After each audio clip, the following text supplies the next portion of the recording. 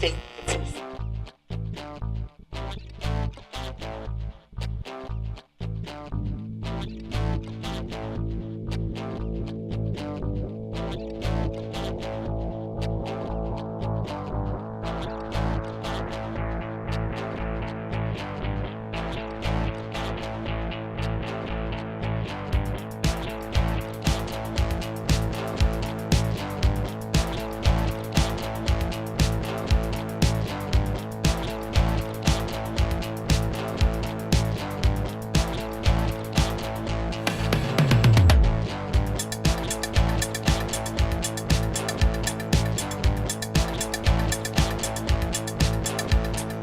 It's Wednesday, right? Halfway through the week. Bishop on air, back at it. Programming note, I'm off Friday and Monday. Gonna take some time away before heading into final weeks of legislative session at the Illinois State House, which it's going to be high-flying action. So hopefully you guys will stay with us throughout all of that. Like, subscribe, hit that notification bell. Just follow me anywhere. Bishop on air. On X, Facebook, Instagram. I could probably post there more. But you can also find it right here with YouTube, Rumble, and elsewhere. Again, search Bishop on air, and we can connect that way. Shout out to those in the chat room early this morning. Joseph, Huckleberry, Christopher, James, Joe, William, Rawhide, Warsaw, Brian, JL, Scooby-Door, John, Till Valhalla, David, Tattooed Squirrel. You guys are jumping in there early this morning. JM3. I want to make sure I don't miss anybody else. Dangerous Liberty. Appreciate that. Urging people to hit that thumbs up button. Good morning from the Peoria area to Jerry. Good morning. Shout out. All right. Appreciate you guys.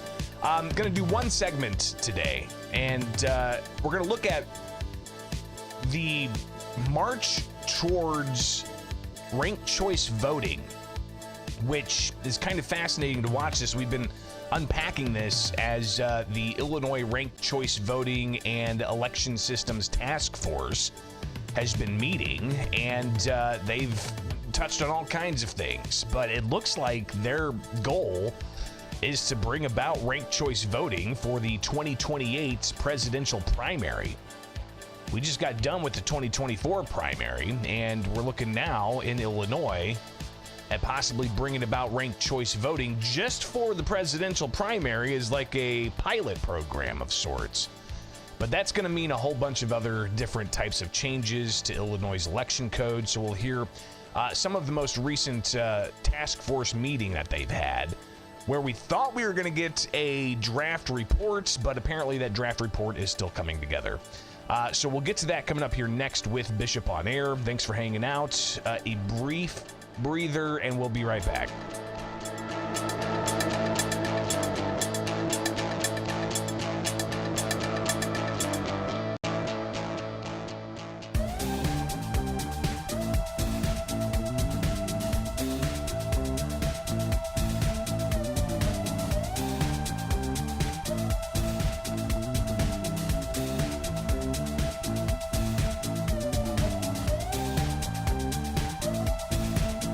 Last month's primary election resulted in 19% voter turnout statewide.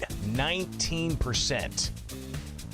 That is the lowest since the last 50 some odd years. Some may point to that and say that's why we need ranked choice voting. Well, there's an effort in Illinois to possibly bring about ranked choice voting ahead of the 2028 presidential primary. Welcome back. I'm Greg Bishop. Thanks for hanging out. It's Bishop on Air. Like, subscribe, hit that notification bell.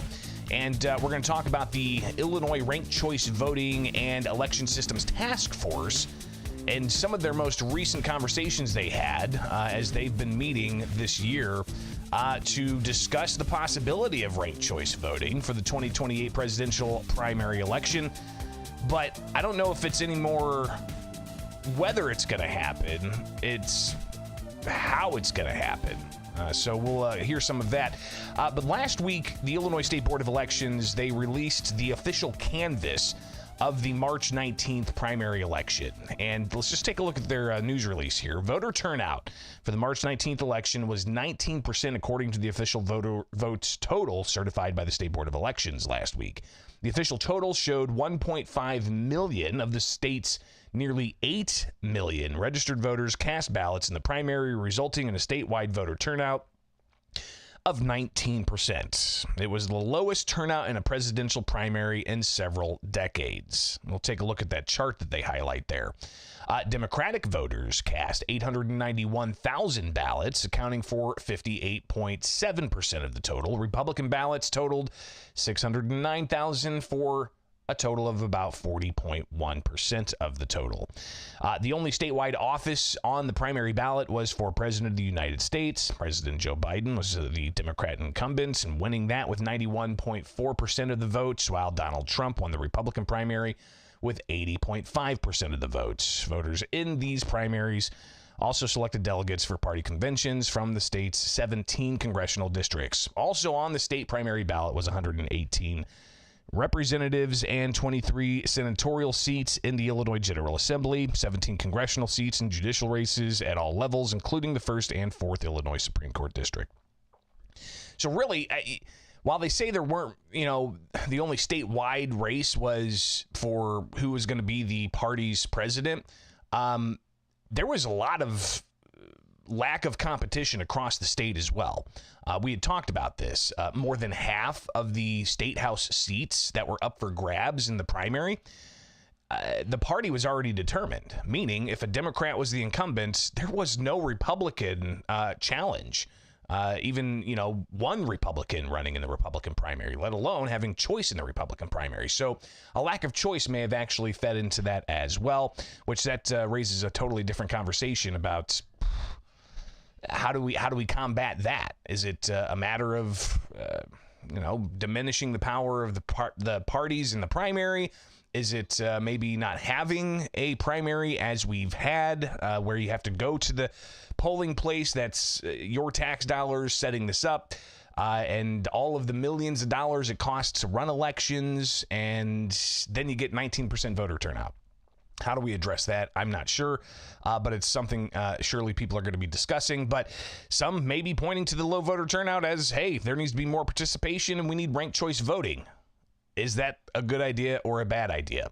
But let's go back to this news release to take a look at the presidential primary turnout from 1972 to 2024. And this is by year in order. And it shows 1972, 40% turnout. All right.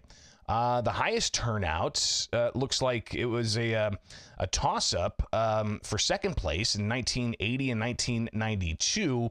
But in 2016, you had 47% turnout. And then you see 2024 at 19%. 19% turnout. Now, they did break it out as well from lowest to highest. And there it is, 2024 being the lowest voter turnout in 52 years. Next to that was 2012 with 23% voter turnout. So clearly voter turnout is, 19%. Your tax dollars hard at work in all those different election jurisdictions to get people to turn out. So now let's take a look at the Illinois Ranked Choice Voting and Election Systems Task Force. This is a body that has people appointed to it who were tasked with looking at bringing about ranked choice voting for the 2028 presidential primary election. Here's Barb Lehman. She's with the League of Women Voters discussing about their thoughts on ranked choice voting and how it could possibly address some of these things like voter participation. The League of Women Voters of the United States and the League of Women Voters of Illinois does not specifically support ranked choice voting, but more generally supports electoral methods and systems that encourage voter participation and voter engagement, encourage those with minority opinions to participate, including underrepresented communities, are verifiable and audible, maximize effective and minimize wasted votes, promote sincere voting over strategic voting, encourage high-quality political campaigns by instituting process that promote discussion of issues and discourage mudslinging and dirty tricks. If RCV were implemented in Illinois, it would also accomplish In addition, eliminate election by minority, improve democracy by voter participation and engagement. So interesting to hear some of the, while they don't support it, bringing about ranked choice voting would encourage voter participation. Some pushing back on that idea, though, especially when it comes to the possible confusion there could be for election night results. Because if you're not familiar with ranked choice voting, say you've got 4 candidates on the ballot. You're tasked as the voter to rank those candidates. Say you want candidate number 2 to be your top pick. Well, you would rank candidate number 2 as your number 1 pick. Candidate number 4 is your second pick, so you would rank them second, and then third, and then fourth. And then when the votes go to be tallied, there's, if your number 1 pick doesn't get on top, then the support from your number 2 pick goes up to whoever. It gets convoluted real quick, but apparently those who support it say, oh, it's no problem. People will understand this. So that, however, could breed more confusion and more voter disenfranchisement. And that's something that John Ackerman, the Tazewell County clerk, raised multiple times, as did others. Having more confusion with ranked choice voting and having rounds run before all of the results are known would dramatically increase that confusion, that mistrust of our election process. And I think would do reputable damage to the process here in the state of Illinois. Yeah. Thank you. Clerk Siebert. I agree with John. I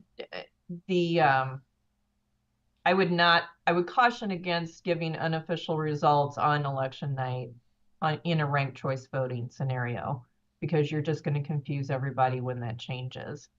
That's not why I raised my hand, but I do want to point out that we go through extensive testing both before the election and then after the election. I mean, we do pre-testing, we do a public test, we do a retab, sometimes we have discovery recounts. All of that process would need to be addressed on how we do that in a ranked choice vote scenario. So clearly still a lot of questions and more concerns about the confusion that could be built around election results. And will voters fully understand the election results, even if they are unofficial election results? And I wish to echo Clerk Ackerman's comments with regard to the pace with which election results can come in and do come in. And I too believe that adding a layer of complexity, as we will necessarily need to do, will detract from what should be a stated goal, or a goal of everyone, and that is to give everyone confidence in how the election is run, and that the result is a true result. Illinois accepting ballots that will trickle in for 14 days is it is a victory for voters' rights. It is also the longest period of any state in the union, and even as we just saw, rather amicably resolved in the Cook County State's Attorney's race, there are real concerns that arise when ballots come in via vote by mail after the election. So again, 2 weeks after the election for when they have to count all those votes. Longest period in the U.S., John Fogarty says. That's why Illinois is being sued because of federal elections. I believe Judicial Watch has a lawsuit that's making its way through the courts, saying that it's election day, not election month. Illinois has, early election, we have grace period election, and then you have up to 2 weeks for the ballots to come in via snail mail. Let alone the unchecked ballot harvesting that can happen from people going and grabbing ballots and just dropping them off in a drop box. So a whole host of things that may actually diminish voter confidence, while others say, oh, it's about ensuring that everybody gets the vote. So it's always good to see things from both sides here. But about those unofficial election results that everybody clamors for on election night, because people want to know the outcome of the election that night. There are countries around the world that have election day, millions of people vote, and they're able to tabulate those votes that same night.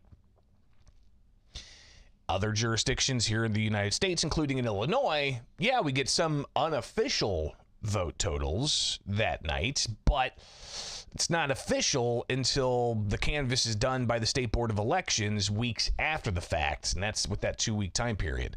So Fogarty, he continued to talk a bit about the unofficial results and how people look for that.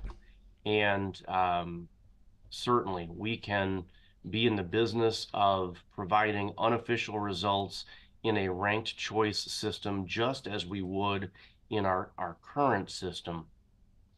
But ranked choice features additional complexity. It does, that not everyone understands. And I think that we will be detracting rather than adding to voter confidence post-election in close elections. And I think that detracting from voter confidence is something that most people, I think, want to, we want voter confidence, right? Yeah, local clerks want voter confidence. They're elected themselves, and they want to make sure that their electorate knows that they're handling the elections in a fair and transparent manner. But of course, election night results are really just election night results that are speculated by the media. Something State Representative Katie Stewart said is really out of the hands of the official apparatus. And then I wanted to, the problem with the unofficial results and everything else, to me, that's a media issue in our culture. It's always the AP is reporting or whoever else is calling the race. It is not my local, Madison County Board of Elections or my St. Clair County or even the Illinois State Board of Elections. And I think sometimes, I don't think we can legislate to fix that, obviously. But I understand the concern is that the AP calls some race, maybe when it's a little too close to call, and then it goes on and on for a week. And that's what leads to people's confusion. But I think that's, irresponsible of our media. And that's not an irresponsibility of our boards of election. And I think that's part of our job to educate our voters from all parties involved on this, the advocacy groups, ourselves as elected officials, not that you're not already overworked, but our county clerks who have to administer these elections. I think we all need to be constantly saying the same voice. Everything is unofficial until that final tabulation after the 14 days. So it's fine to speculate that this is the results, but nothing is official until that point. 2 weeks after an election, 2 weeks after an election. And again, there's jurisdictions around the world where they have the ability to count millions of votes in one day and get that election result in one day.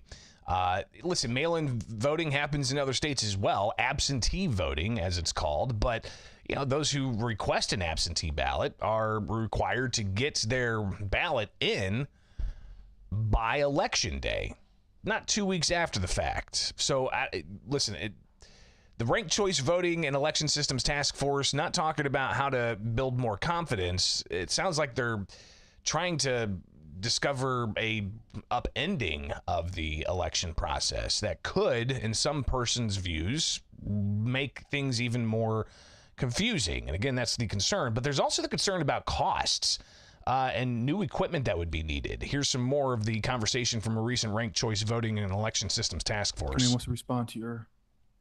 Well, I think a major part of that would be if it is a statewide rollout, we would be looking at the state needing to fund all new election equipment, all new ability to be able to produce this. Right now, all of that cost is borne by the local jurisdictions, not by the state. That's different than where we heard Maine, Utah, others, where the state provides all of the funding. The local jurisdiction is not.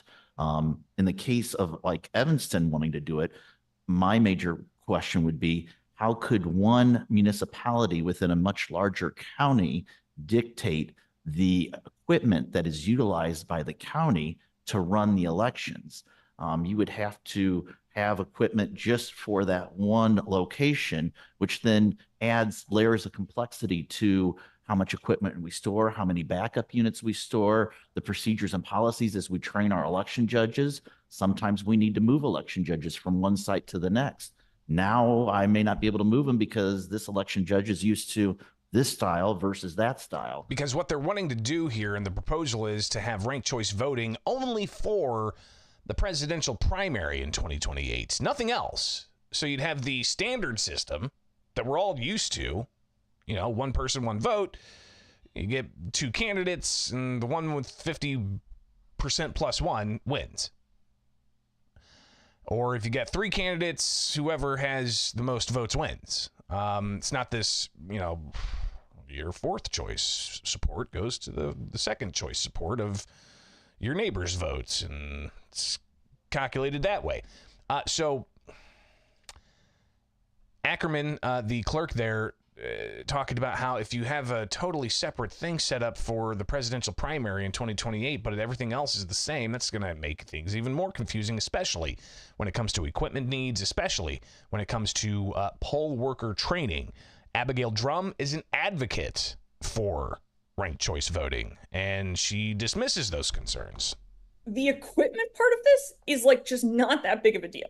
It is so small. I think looking at worker training, like poll worker training and voter education are very important things that should be considered. But the aspect of like, if we're looking at what needs to happen to do statewide implementation, we've all agreed, you know, voting equipment is important. And like, it's just not, like, we're very close to being there already. The legacy systems that are still in use really should be replaced anyways, because they've been out of production for at least almost a decade and are not, you know, they should be replaced anyways. But there's not like a massive equipment replacement need here. And I think it's important to note all those. And I'm hoping that the State Board of Election can come back with some more information that'll shed light on HART, because that's the only one that we don't really have anything that's like very clear about what would need to happen with them. So again, the election systems that are used to tabulate things, are they prepared? Are they not prepared? Meeting they had on Friday, they were talking about definitions of the report they're going to put together. But if right now, if you don't understand, Illinois has a decentralized election system, which makes it very secure in the eyes of election security experts. We have 109 different election jurisdictions. They're all independently run. They have to follow the same standards set out by state law, but they're all independently run. Sangamon County elections are run independently from Madison County elections, are run independently from Cook County elections, are run independently from St. Clair County elections. So you've got 109 different election jurisdictions that are running their own elections. It's decentralized. Makes it very difficult to try to hack the vote statewide. So if one county's election is compromised, it's not going to necessarily infect all of the other counties' elections. But with ranked choice voting, the proposal that's apparently on the books and being crafted in this meeting, this task force is just kind of unpacking some of the concerns there may be. The idea is to centralize it, with the Illinois State Board of Elections being the one that's tabulating the ranked choice voting votes. Abigail Drum, again, a proponent of this, talking about how there would have to be legislative changes to make that happen. Tabulation would be done at the state level, and so legislatively, that authorization to do that would need to be given to the State Board of Elections, because as has been noted, they do not have any authority to do any kind of tabulation as of now. So that is something that would need to be included in legislation. Again, I will emphasize there is no reason we have to wait to do tabulation.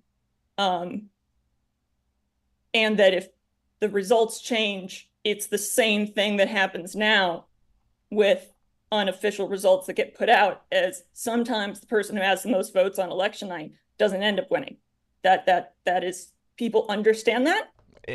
For the most part, yeah, I think that's correct. People do understand that at least in Illinois, when you've got 2 weeks for ballots to come in, it can change. But in other states where election night's election night, boom, no more votes counted after election night, people know who the winner is that night. So what's the goal of this task force? Again, a couple of weeks ago, we saw that they were going to put together a draft report. That draft report is still not together, even after 2 meetings last week. Here's State Senator Laura Murphy, who's a co-chair of the committee. That's our point, is to list all of the issues, all of the steps we would need to take in order to implement ranked choice voting in Illinois. So it doesn't sound like it's a task force to ask the question, should Illinois have ranked choice voting? No, it sounds like it's a conclusion they're going to have ranked choice voting. And it's just a matter of the task force developing all of the mechanisms to make it happen.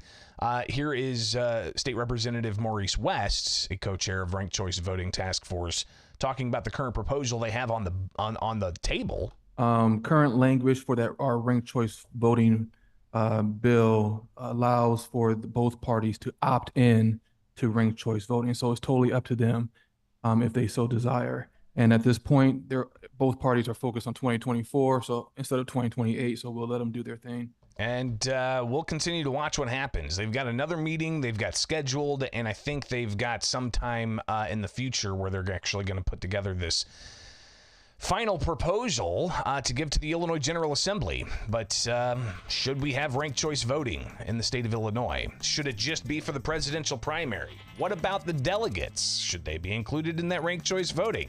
Because you're not just voting for the presidential candidates, you're voting for all the delegates to go too. How are you going to work that in? Or should it just be a totally different race altogether? Or should we just keep it the same and try to shore up other things to build voter confidence, especially with 19% voter turnout in last month's election? I get it, primaries, lower voter turnout anyways, but 19% is the lowest voter turnout primary in 52 years in the state of Illinois. All right, guys, long segment, but I think, these types of deep dives are important to look at where we're at and things. All right, appreciate you guys. We've got tomorrow we'll spend together, and then I'm off Friday and Monday, but then back at it next Tuesday with just jam-packed coverage of the Illinois State House. So like, subscribe, hit that notification bell.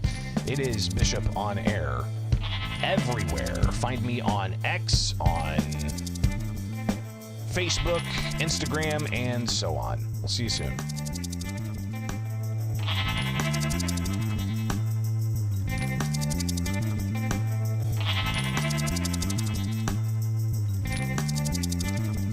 All right, for real, guys, appreciate you. I think tomorrow we're going to just open things up and do a Discord conversation about anything you want to talk about, be it the status of firearm legislation, be it the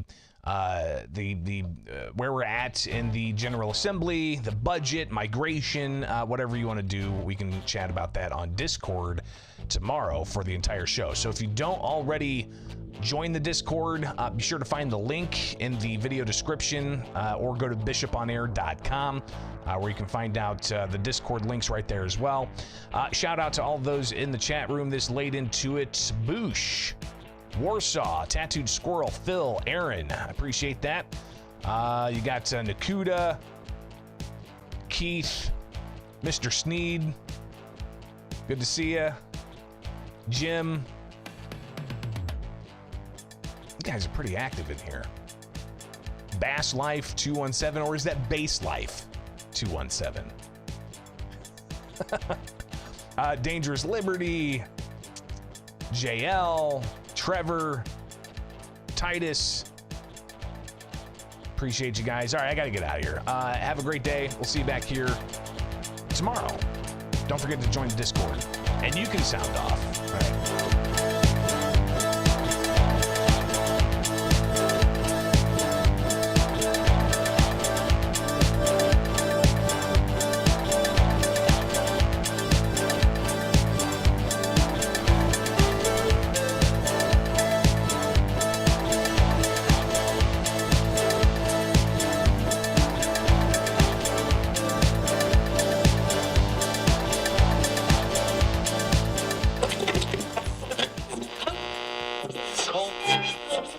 uh,